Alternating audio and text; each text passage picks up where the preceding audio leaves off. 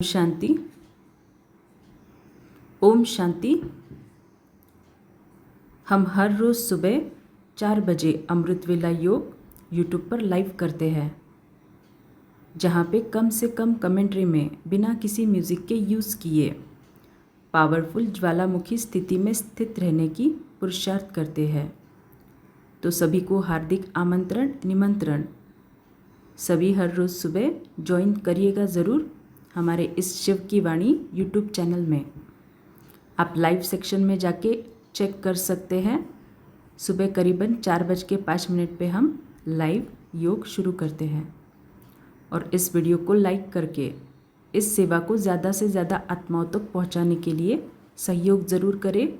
ये चैनल संपूर्ण रीति बाबा को समर्पित है। ओम शांति। आज है 3 जून 2026। प्रातः मुरली मधुबन से। बाप दादा कहे, मीठे बच्चे, बाप की आशीर्वाद लेनी है तो सर्विसेबल सपूत बच्चे बन, सबको सुख दो, किसी को भी दुख न दो। सर्विसेबल सपूत बच्चा, उसकी निशानियाँ या फिर विशेषता क्या है, चेक करें।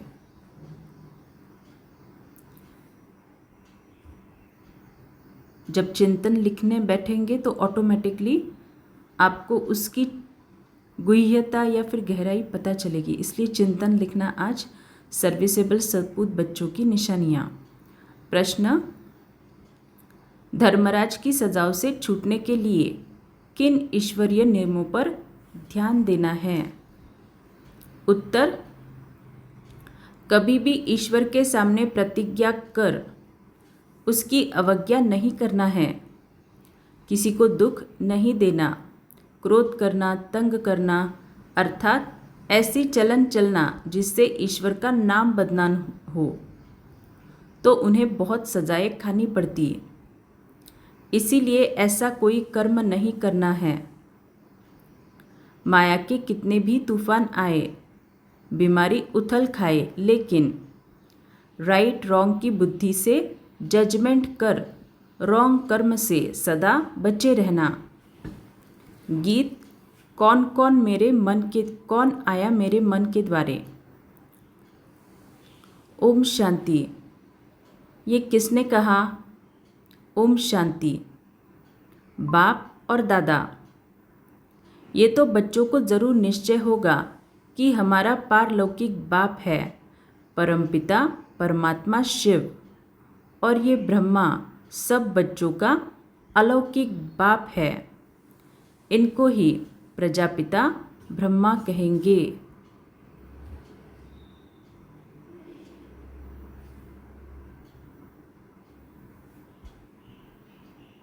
हमारा पारलौकिक बाप है परमपिता परमात्मा शिव, और यह ब्रह्मा सब बच्चों का अलौकिक बाप है। इनको ही प्रजापिता ब्रह्मा कहेंगे, माना बाप और दादा दोनों कंबाइन।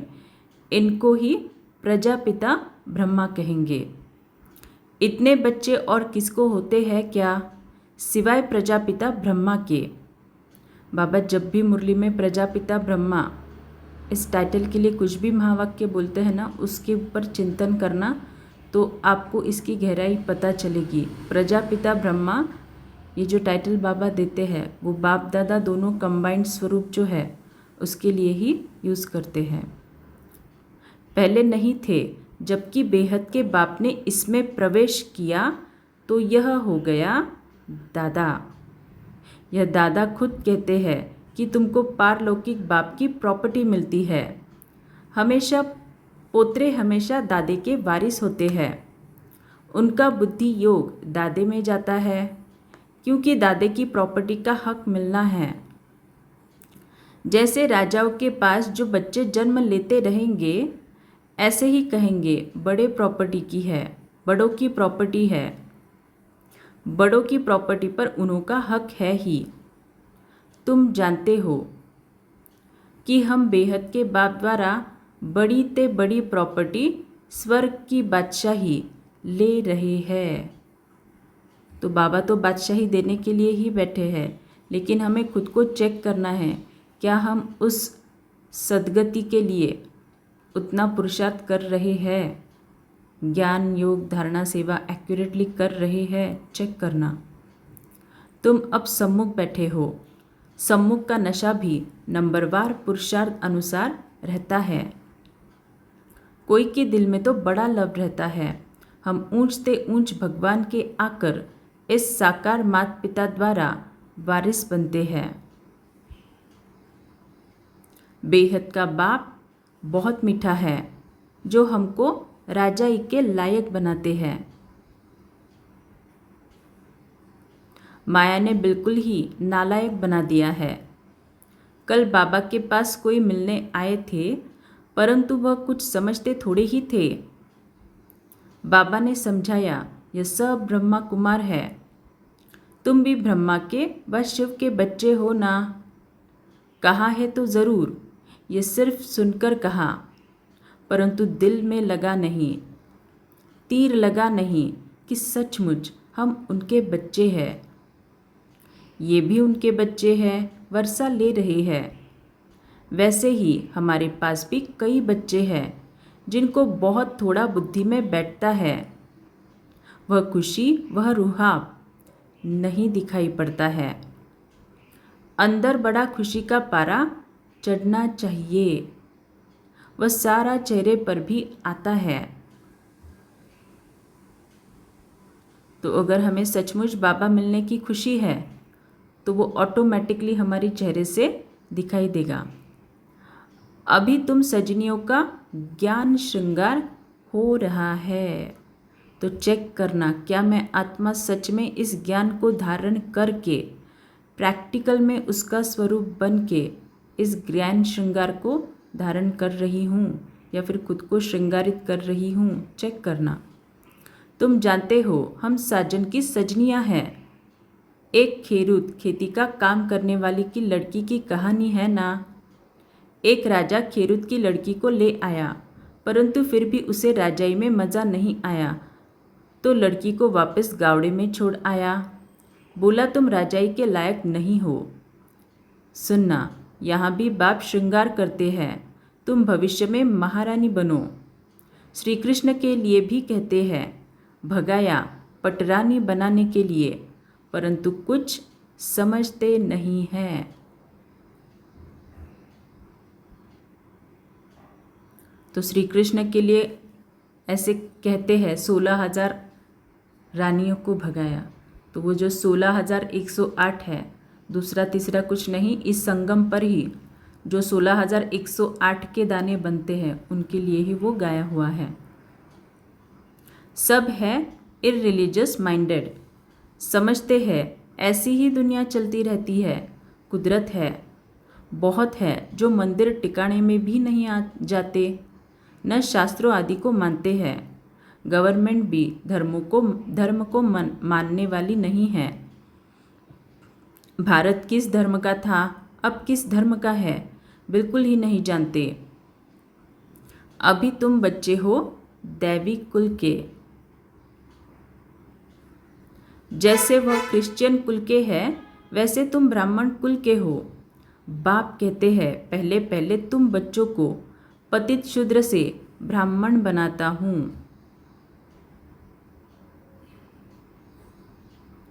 पावन बनते बनते फिर 21 जन्मों के लिए तुम दैवी संप्रदाय बन जाएंगे, दैवी गोद में जाएंगे। आगे थे आसुरी गोद में, आसुरी गोद से फिर तुम ईश्वरीय गोद में आए हो। तो जितना जितना मैं आत्मा खुद का स्व परिवर्तन करने का पुरुषार्थ करूँगी, उतना मैं आत्मा आसुरी गोद से ईश्वरीय गोद में ट्रांसफ़र हो जाऊँगी। एक बाप के बच्चे भाई बहन हैं, ये एक वंडर है। सब कहेंगे हम ब्राह्मण कुल के हैं, हमको तो श्रीमत पर चलना है, सबको सुख देना है, रास्ता बताना है। दुनिया में कोई नहीं जो मुख से कहे बेहद के बाप से बेहद का वर्षा कैसे लिया जाता है।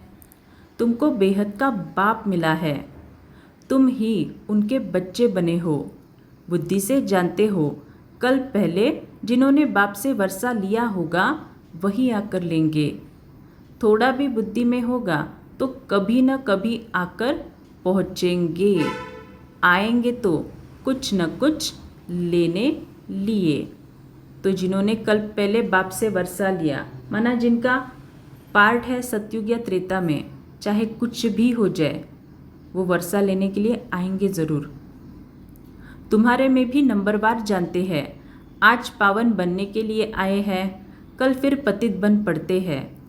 किसका खराब संग लगने से भूल जाते हैं कि बाप का बनकर फिर बाप को छोड़ा तो बहुत पाप आत्मा हो जाते हैं। जैसे कोई किसका खून करते हैं तो पाप लगता है, वह पाप भी थोड़ा है। यहाँ जो बाप का बनकर फारकती दे देते हैं, प्रतिज्ञा कर फिर विकारी बन पड़ते हैं तो बहुत पाप लगता है।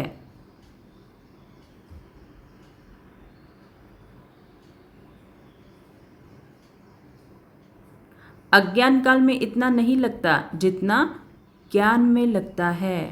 क्यों ऐसा होता है? क्योंकि जब हम ज्ञान में आते हैं तो सबसे पहले, चाहे आपका 7 दिन का कोर्स जब ख़त्म हुआ कि हुआ, हम पूर्वज आत्मा की स्थिति में ट्रांसफ़र हो जाते हैं। इसी का मतलब क्या, हम जो भी कर्म करते हैं हमारी भक्त, हमारी प्रजा हमें कॉपी करती रहती है। मतलब यहाँ से मैंने कुछ कर्म किया, उस कर्म के वाइब्रेशन मेरे भक्त और प्रजा आत्माओं को मिलेगी और वो भी वैसे ही कर्म करेगी। तो अच्छा कर्म किया तो मेरा पुण्य का खाता जमा हो जाएगा, इसीलिए 1 का पद्म गुना पुण्य। और फिर अगर बुरा कर्म किया तो उसका भी सज़ा मुझे 100 गुना भोगना पड़ेगा, क्योंकि वो आत्माएं मुझे कॉपी कर रही है तो उसका भी बोझा मुझ पर आएगा। अज्ञान काल में तो मनुष्य में क्रोध कॉमन होता है। यहाँ तुम किस पर क्रोध किया तो 100 गुना दंड हो जाता है। बिल्कुल अवस्था गिर जाती है, क्योंकि ईश्वर का फरमान नहीं मानते हैं।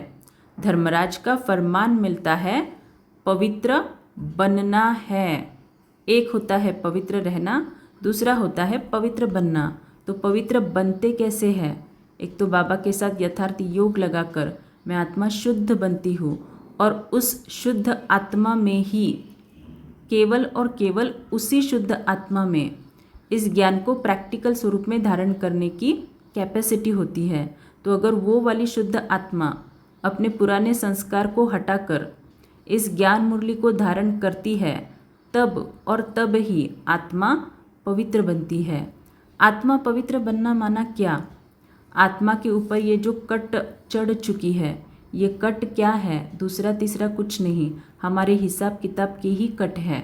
और ये जो हिसाब किताब के कट है वो ज्ञान की धारणा के सिवाय निकलेंगे नहीं। अगर हम पुराने संस्कार को यूज़ करके उसको चुकतू करने की कोशिश करेंगे तो और वो कट चढ़ती जाएगी, फिर और आत्मा जो है वो इम्प्योर बनती जाएगी।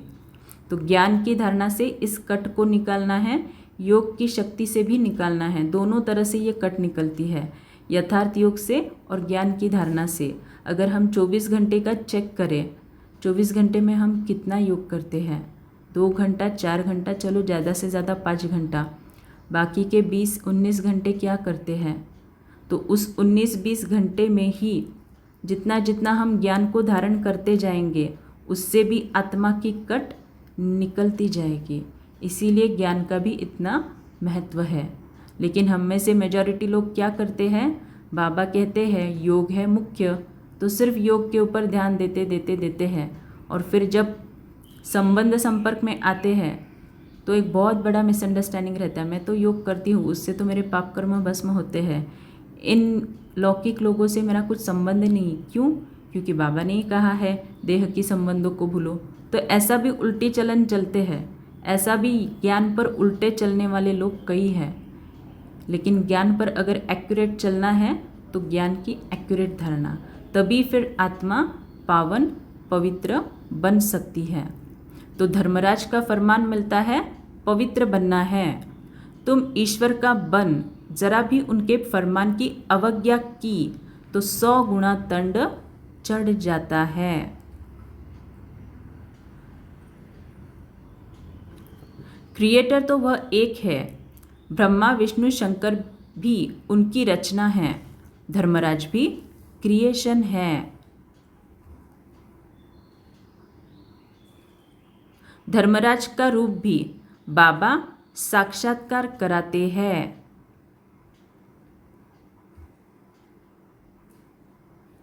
फिर उस समय सिद्ध कर बतलाते हैं, देखो तुमने प्रतिज्ञा की थी हम क्रोध नहीं करेंगे, किसको दुख नहीं देंगे, फिर भी तुमने इनको दुख दिया, तंग किया, अब खाओ सज़ा। बिगर साक्षात्कार सज़ा नहीं देते हैं, प्रूफ तो चाहिए ना। वह भी समझते हैं, बरोबर मैंने बाप को छोड़कर यह कुकर्म किया। बदनामी कराने से फिर बहुतों पर आफत आ जाती है, कितनी अबलाएं बंधन में आ जाती है। सारा दंड बदनामी कराने वालों पर पड़ जाता है। इसीलिए बाप कहते हैं, बड़े ते बड़ा पाप आत्मा देखना है तो यहाँ देखो। धोबी के पास बहुत मैले सड़े हुए कपड़े जब होते हैं तो सटका लगाने से फट पड़ते हैं, तो यहाँ भी सटका सहन न कर चले जाते हैं।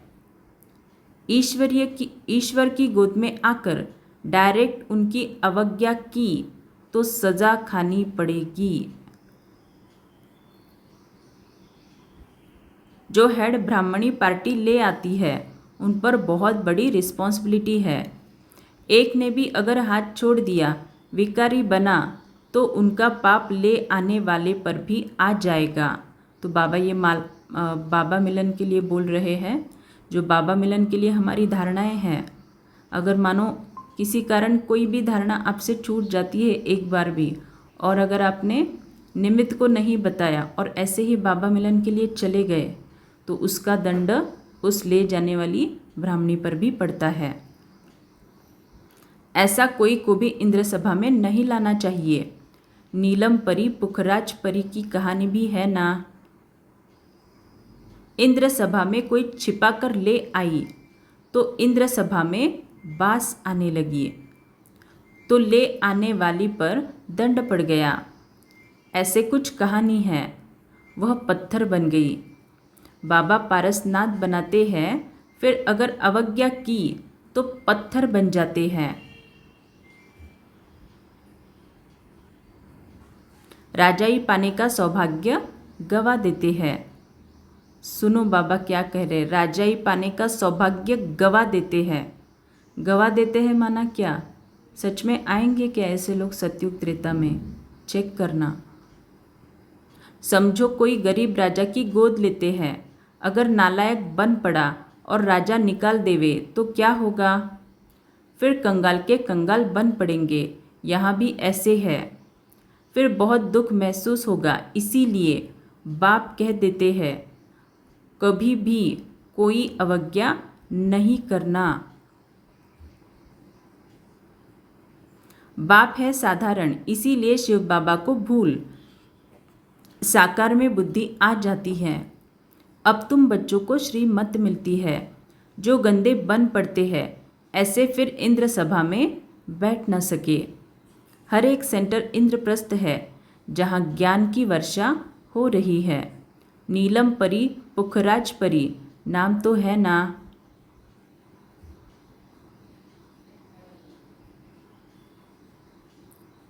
नीलम रतन को कहते हैं। यह बच्चों पर नाम रखे जाते हैं। कोई तो बहुत अच्छा जैसे रत्न है, कोई फ्लॉ नहीं। जवाहरात में कोई कोई बहुत दागी होते हैं, कोई एकदम प्योर होते हैं। यहाँ भी नंबरवार रत्न हैं। कोई कोई रत्न बहुत वैल्यूएबल है, बहुत अच्छी सर्विस करते हैं। कोई तो सर्विस के बदले डिससर्विस करते हैं। गुलाब के फूल और अक के फूल में भी कितना फ़र्क है। शिव पर दोनों चढ़ाते हैं। अब तुम जान गए हो हमारे में फूल कौन कौन हैं। उनकी ही सब मांगनी करते हैं कि बाबा हमको अच्छे अच्छे फूल दो। अब अच्छे अच्छे फूल कहाँ से लाए? रत्नजोत फूल तो कॉमन होते हैं, यह बगीचा है ना। तुम ज्ञान गंगाएं भी हो, बाबा तो सागर ठहरा ना।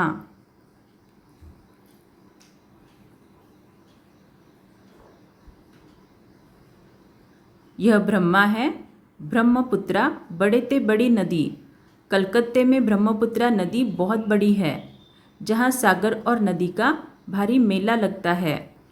बरोबर ज्ञान सागर बाबा है, यह चैतन्य ज्ञान सागर है। तुम भी चैतन्य ज्ञान नदियाँ हो।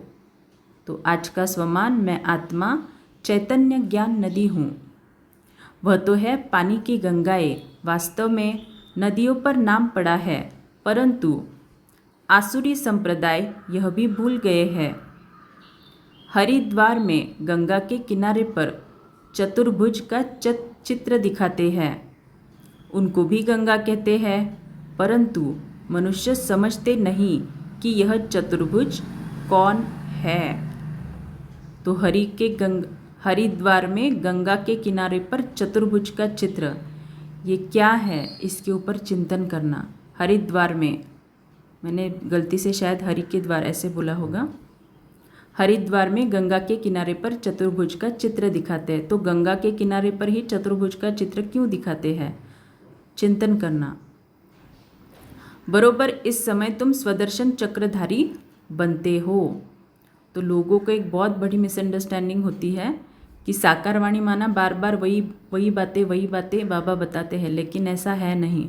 कुछ कुछ पॉइंट्स ऐसे होते हैं ना, अगर आप उस पर चिंतन करते हो और गहराई में जाते हो तो नए नए गुह्य राज आपको पता चलते हैं, लेकिन उतना बुद्धि को गहराई में लेके जाना आवश्यक है। तो जब तक आप मुरली के पॉइंट्स लिखोगे नहीं, तब तक आप उस पर चिंतन करने के लिए बैठ ही नहीं सकते। तो लिखना है, जितना जितना आप पॉइंट्स को लिखेंगे उतना वो पॉइंट आपके बुद्धि में बैठेगी। जितना वो बुद्धि में बैठेगी, बुद्धि उस पॉइंट के गहराई में जाएगी। जितना बुद्धि गहराई में जाएगी, वो पॉइंट आपके जहन में बैठेगी, और जितना वो जहन में बैठेगी उतना ज्ञान की प्रैक्टिकल स्वरूप में धारणा होगी। तो जो कहते हैं कि हमारी ज्ञान की धारणा ही नहीं होती, तो चेक करना कि आप ये सब प्रोसेस फॉलो करते हो, मुरली के पॉइंट्स को लिखने से लेके उसको चिंतन करने तक। ये प्रोसेस अगर आप फॉलो नहीं करते तो ज्ञान की धारणा करना थोड़ा सा मुश्किल है, और उसके साथ साथ यथार्थ योग भी चाहिए। बरोबर इस समय तुम स्वदर्शन चक्रधारी बनते हो। तुम हो सच्ची ज्ञान नदियाँ, वह है पानी की।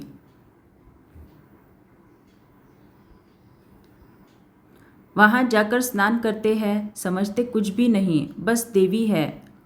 मनुष्य को तो कभी 4-8 भुजा होती नहीं है, कुछ भी अर्थ नहीं समझते। तुम बच्चे जानते हो बाबा हमको क्या बनाते हैं। हम तो 100% बेसमझ थे। बाबा की गोद लेने से हम स्वर्ग के मालिक बनते हैं। भल यहाँ कोई राजा हो, परंतु स्वर्ग के सुख और अभी के सुख में दिन रात का फर्क है।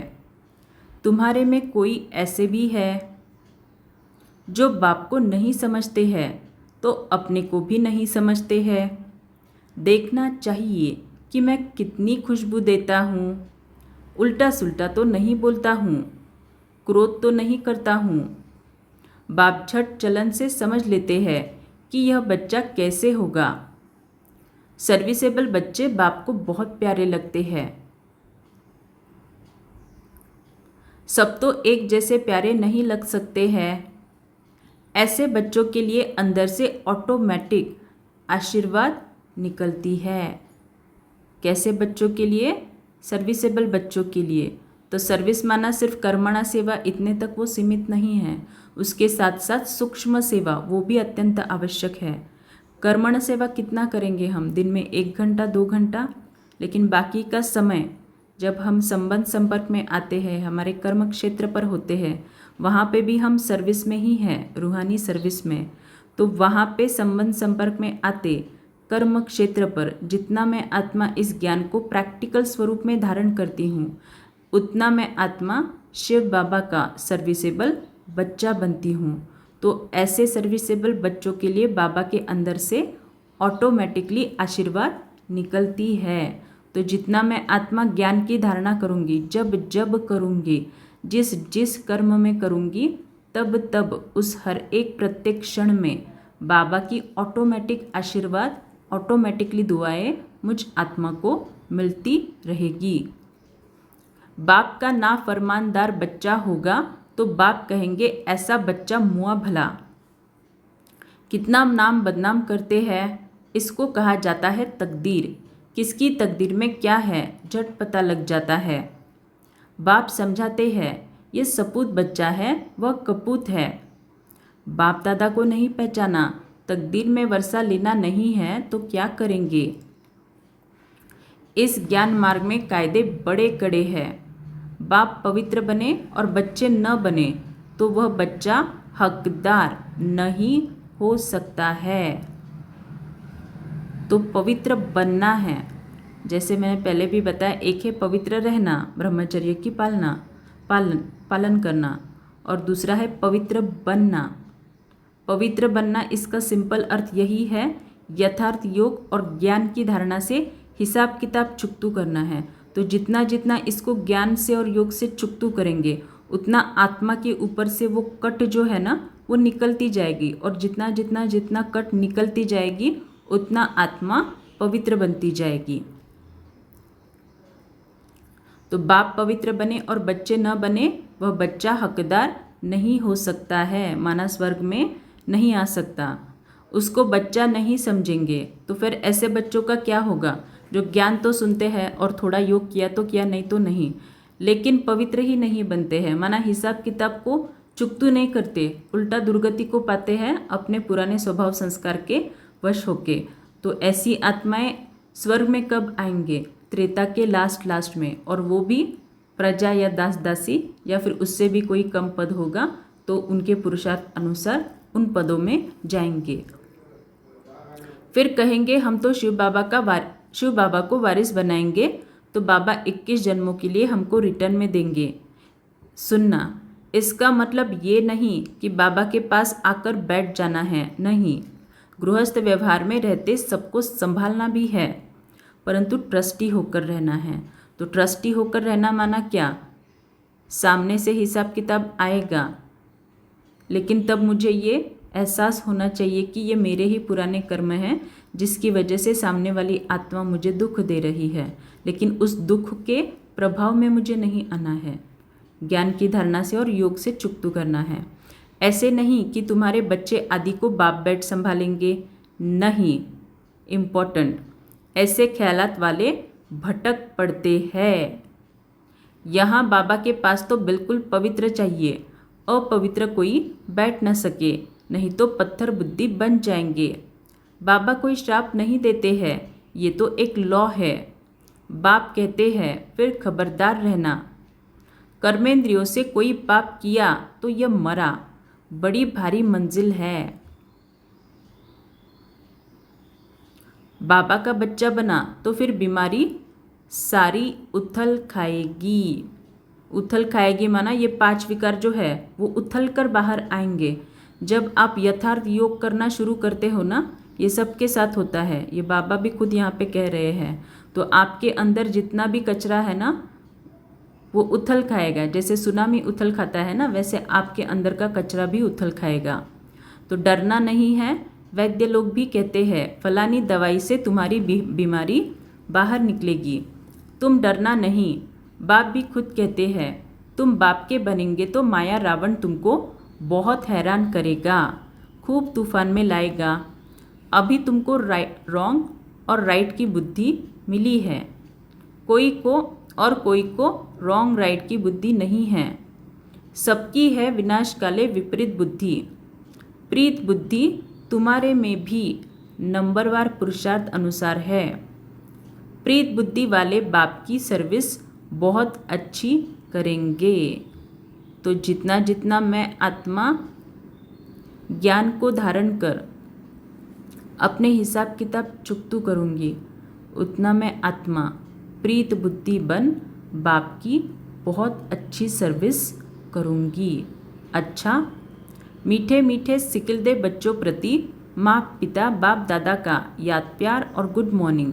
रूहानी बाप की रूहानी बच्चों को नमस्ते। हम रूहानी बच्चों की रूहानी माता पिता बाप दादा को याद प्यार गुड मॉर्निंग और नमस्ते। धारणा के लिए मुख्य सार। ईश्वर का बच्चा बनकर जरा भी उनके फरमान की अवज्ञा नहीं करनी है। इन कर्मेंद्रियों से कोई भी कुकर्म नहीं करना है। उल्टे सुलटे बोल नहीं बोलने हैं। सपूत बन बाप की आशीर्वाद लेनी है। ट्रस्टी बनकर अपने गृहस्थ व्यवहार को संभालना है। ज्ञान मार्ग के जो कायदे हैं उन पर पूरा पूरा चलना है। राइट और रॉन्ग को समझकर माया से खबरदार रहना है। वरदान। तड़फती हुई भिखारी प्यासी आत्माओं की प्यास बुझाने वाले सर्व खजानों से संपन्न भव। जैसे लहरों में लहराती व डूबती हुई आत्माएं एक तिनके का सहारा ढूंढती है, ऐसे दुख की एक लहर आने दो, फिर देखना अनेक सुख शांति की भिखारी आत्माएं तड़फते हुए आपके सामने आएगी। ऐसी प्यासी आत्माओं की प्यास बुझाने के लिए अपने को अतीन्द्रिय सुख व सर्व शक्तियों से सर्व खजानों से भरपूर करो। तो कब सर्व शक्तियों से सर्व खजानों से भरपूर होंगे? जब हम बाबा के साथ परम धाम में कंबाइंड स्वरूप में स्थित होंगे, तब और सब सिर्फ तब ही कम से कम समय में हम भरपूर हो जाएंगे। सर्व खजाने इतने जमा हो जो अपनी स्थिति भी कायम रहे और अन्य आत्माओं को भी संपन्न बना सको। बाबा बोल रहे सिर्फ अंजलि नहीं देना है, संपन्न बनाना है अन्य आत्माओं को। तो सोचो मुझ आत्मा की वो पवित्रता की स्टेज कितनी पावरफुल और कितनी ऊंची होनी चाहिए। तो ऐसा नहीं समझो कि मैं सिर्फ योग करती हूँ तो बस पार हो गई, नहीं। इस हिसाब किताब जो है ना, कड़े से कड़े, उसको जब तक चुकतू नहीं करेंगे योग बल से और ज्ञान की धारणा से, तब तक आत्मा की वो स्थिति नहीं बनती है। स्लोगन। कल्याण की भावना रख, शिक्षा दो तो शिक्षाएं दिल से लगेगी। अव्यक्त इशारे। सदा हर्षित रहना यह ज्ञान का गुण है, इसमें सिर्फ रूहानियत ऐड करना है। हर्षितपन का संस्कार भी एक वरदान है जो समय पर बहुत सहयोग देता है। जो स्वयं सदा हर्षित रहते हैं वो कैसे भी मन वाले को भी हर्षित कर देते हैं। इजी नेचर वाले अपने खुशनुमा हर्षित चेहरे से भारी वायुमंडल को भी हल्का बना देते हैं। अच्छा, ओम शांति।